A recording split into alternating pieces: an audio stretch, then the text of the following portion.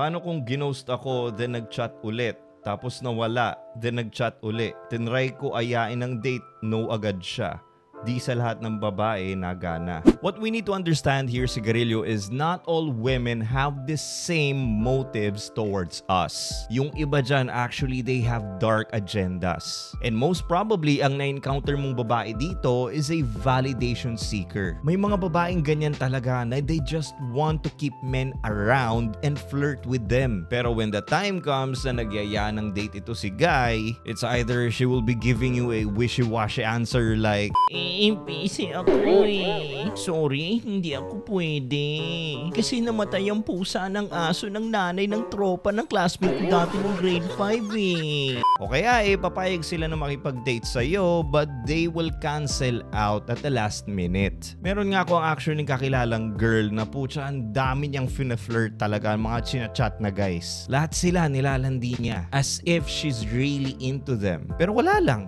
Ginost niya lahat in the end. Tinanong ko, bakit? Sabi niya, wala lang. You should avoid those kinds of women, mga Sigarilyo. Because those women who tend to be validation seekers, those are the types of women who are insecure. Hindi sila mapapakali na walang lalaki na magsasabi sa kanila na maganda or sexy sila. O kaya malaki yung osos nila, ganun. At ang problema dito, kung magkaroon ka man ng jowa na insecure, kung nakulangan niya ng pambobola na galing sa'yo, itaga nyo sa bato sa ibang lalaki maghahanap ng validation. And when that happens, well, alam niyo na mangyayari nun. Your relationship will get swirly and then wala, sakit ng ulo lang din. Yung mga babae din ng mga validation seekers or insecure are the types of women na kunyari kayo na, no? And parang nakita na ni girl na parang wala nang pupuntahan yung relationship nyo. These types of people will already align their orbiters na. Yung mga lalaki na nakaaligid lang sa kanya, men who always wanted to date her. Yun yung mga orbiters. Para kung sakali na mag-break na kayo, meron ka na kaagad kapalit.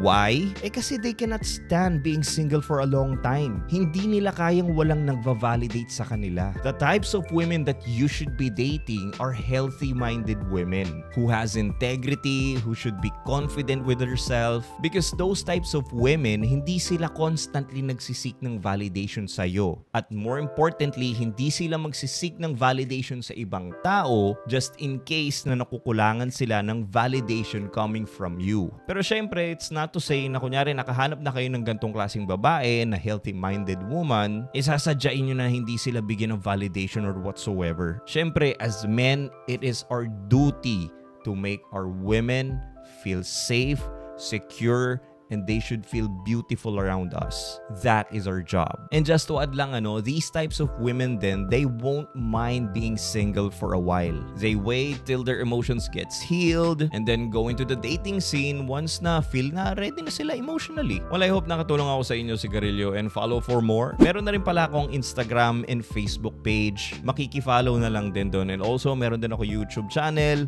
Mag-subscribe na lang din kayo doon. Peace!